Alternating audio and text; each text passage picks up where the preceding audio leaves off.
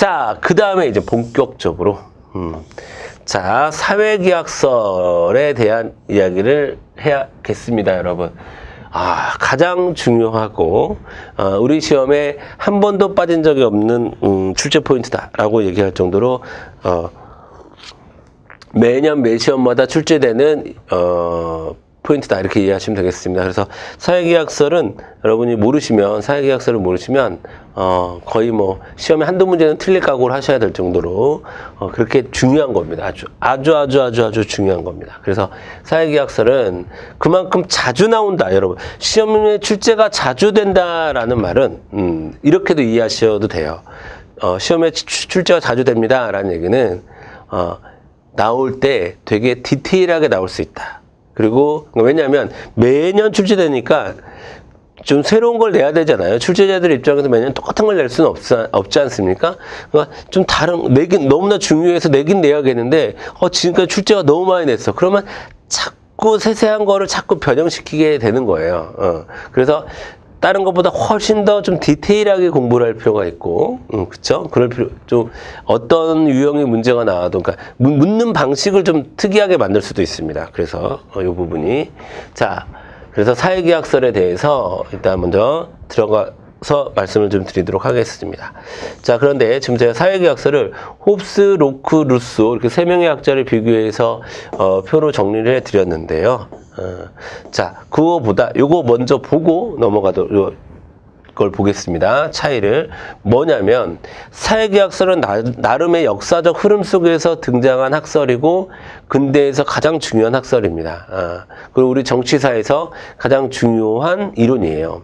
그런데 그러다 보니까 이 사회계약설이 로크는 어떤 주장을 했고 루소는 어떤 주장을 했고 홉스는 어떤 주장을 했는가보다 훨씬 더 중요한 거는 이 사회계약자들이 차지하고 있는 이 사회계약설이라고 학문이 차지하고 있는 역사적 의미입니다. 그러면 그 역사적 의미는 어디 담겨져 있냐?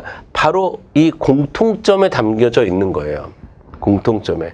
그래서 시험도 의외로 공통점이 많이 나옵니다. 그러니까 공통점부터 정리하고 가도록 하겠습니다.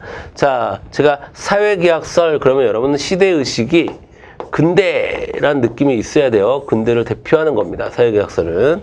자, 그러니까 자, 모든 사회계약설은 자, 근대의 그 개인주의적 접근에 기초한 겁니다. 그러니까 쉽게 얘기해서 사회라는 것은 꼭 필요하고 이전부터 반드시 있어야 하고 있는 것이 아니라 개인들이 내가 좀 편하기 위해서는 사회가 있는 게 좋을 것 같은데 이런 생각에 기초해서 사회가 만들어졌다라고 얘기하는 거예요.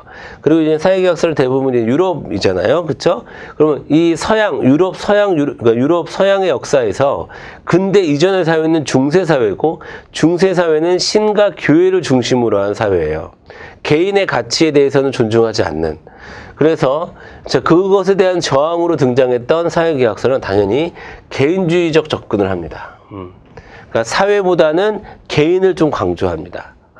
자, 그래서 그런 거를 우리가 나중에 사회문화 시간에 들어가면 미시적이다 이렇게 평가해요. 미시적이다. 그래서 사회계약설은 개인주의고 미시적이고 그 다음에 이런 거를 이제 나중에 우리가 사회 실제론, 사회 명목론 이런 거를 우리가 자 이거 지금 사회문화 시간에 좀 쓰이는 개념이에요. 자, 그렇게 배우는데 이 사회 명목론은 자, 한마디로 이런 겁니다. 지금 짧게만 말씀드리면 여기 있네요. 자, 사회는 개인의 집합체에 불과하지. 즉 사회는 이름만 있는 것뿐이지 결국엔 사회라는 실체는 없는 거고 개인들이 모여져 있는 것에 불과해 라고 얘기하는 게 사회 명목론이에요. 자, 그래서 자 그런 사회 명목론의 입장, 그러니까 이게 다 같은 느낌으로 여러분 정리를 하셔야 돼요. 자, 그래서 마치 공식처럼 여러분의 머릿속에 있어야 됩니다. 사회계약설은 개인주의고 미시적 관점이고 사회 명목론에 해당한다. 다시 사회계약설은 개인들이 계약이라는 걸 통해서 사회를 구성한 것이기 때문에 중요한 건 사회가 아니라 바로 개인들이고 이러한 관점을 우리는 미시적 관점이라고 이야기하고 또는 사회 명목론적 관점 혹은 사회 명목론이라고 얘기를 한다. 이거 정리하시고 두 번째, 사회계약설, 모든 사회계약설입니다. 모든이라는 말은 홉스, 로크, 루소 모두 이런 뜻이에요. 홉스, 로크, 루소 모두 사회계약설은 에서 국가는 목적이 아닙니다. 국가가 중요한 게 아니에요. 그러니까 하나의 뭐에 불과하다? 수단에 불과하다. 자, 우리의 권리를 실현하기 위해서 사회가 있는 게 좋겠네 해서 그냥 수단적으로 만들어진 것에 불과하다라는 거예요. 그다음에 모든 사회계약서에서 말하는 계약은 말씀드렸죠. 인위적이에요. 인위적이란 말은 일부러 했다라는 거. 일부러. 원래 있어야 되는 것이 아니라 그냥 필요하니까 우리가 일부러 한 거야. 인위적으로. 그러니까 자발적으로 우리가 계약을 한 거야. 그래서 우리의 뭐에 의해서? 동의에 의해서 사회는 만들어진 거야. 자, 그런 뜻입니다. 그리고 또 요거는 여러분 잘 정리. 모든 사회계약서는 계몽사상의 특히 계몽사상 중에서도 천부인건설의 영향을 받았으며 시민혁명의 영향을 줬습니다. 그래서 여러분 순서가 계몽사상 혹은 천부인건설, 그 다음에 자 사회계약설, 그 다음에 시민혁명, 이렇게 딱 순서가 잡혀야 돼. 순서가 잡혀야 된다는 얘기는 무슨 말씀이냐면요. 자, 시민혁명은 사회계약설에 영향을 줬다. 이러면 무조건 틀리는 겁니다. 프랑스 혁명은 사회계약서, 홉스의 이론에 영향을 미쳤다. 루스의 이론에 영향을 미쳤다. 루스가 프랑스 사람이니까. 프랑스 혁명은 루스의 사상에 영향을 미쳤다. 이러면 틀려요. 루소의 사상, 이런 건 맞아. 이건 한 칸 건너도 안 건너도 다 맞아요. 시민혁명이 계몽사상에 영향을 받았다. 맞아요. 순서가 이렇게만 되면 다 맞아요. 흐름이. 근데 이게 시간을 거슬러 올라가면 다 틀리는 겁니다. 예를 들어서, 자, 홉스의 이론은 계몽사상에 영향을 주었다. 이러면 틀리는 거예요. 아시겠죠? 순서가 항상 이쪽 방향으로 가야 된다. 그래서 항상 여러분, 계몽사상, 사회계약설, 시민혁명. 요 순서구나. 다시, 계몽사상, 사회계약설, 시민혁명. 요 순서구나. 요 순서를 잘 잡아두실 필요가 있습니다. 되셨죠? 자, 그러니까 한마디로 말씀을 드려서 다시 한번 그림으로 좀 말씀을 드리면, 자, 그림을 좀 말씀을 드리면, 원래는 신이라는 존재가 있었어요. 그 신이 누구에게? 왕에게 모든 권한을 줍니다. 우리는 이거를 뭐라고 불러요? 왕권신수설이라고 얘기하죠.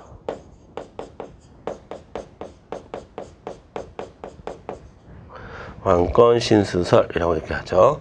자, 그리고 그 왕이, 자, 백성들을 지배합니다. 이게 이제 기존의 사회의 흐름이었다면, 이 흐름을 어떻게 바꿨냐면, 신이 누구에게? 백성들 모두에게 태어날 때부터 자 권리를 줬습니다. 그 권리를 뭐라고 하는 거예요? 천부인권이라고 하는 거예요. 천부인권을 줬습니다. 자, 그리고 백성들은 자신들이 받은 천부인권을, 다른 말로 이 뒤에서는 그런 걸로 자연권이라고 해요. 그 자연권을 가지고 자신들의 필요에 의해서 인위적이고 자발적인 동의에 기초하여 뭐를 만드는 거예요? 사회를 만드는. 근데 그 사회가 왕이어도 되고 뭐도 되고 상관이 없어요. 어쨌든 사회라고 씁시다. 여러분, 사회. 자, 사회를 만든다. 사회를 만든다. 자, 이게 바로 사회계약설이죠.